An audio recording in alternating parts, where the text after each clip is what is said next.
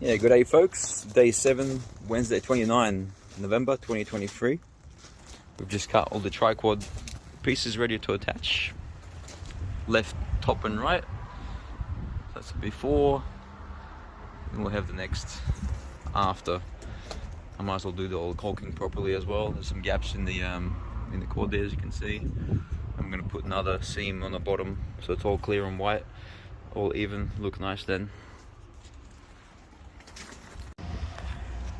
So yeah guys, there's nothing scary about the caulking. You can always clean up a bit afterwards, but yeah, once you get the technique right, the right amount of silicone coming out, sealant, it'll always be a beautiful job without any taping required. So just one side done, without cleanup, that's the finish. I'm going to do that one there, as you can see, very small, minute, not seamless with the trim. So yeah, I'm going to cover all that. As you can see, there's a couple of gaps there, a couple of gaps on the bottom. So once I'm done, I'll give you a video. It'll be beautiful. So here is the finished trimmed and caulked sliding window product. Deceuninck 92mm.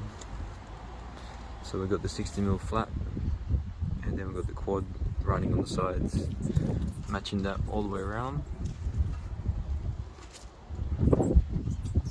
With caulking for every seam, every group has a caulk, so there's no gap anywhere.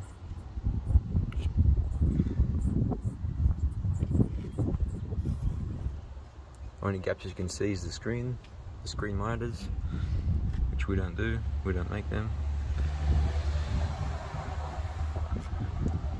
Profile miters, very good, very neat, as you can see.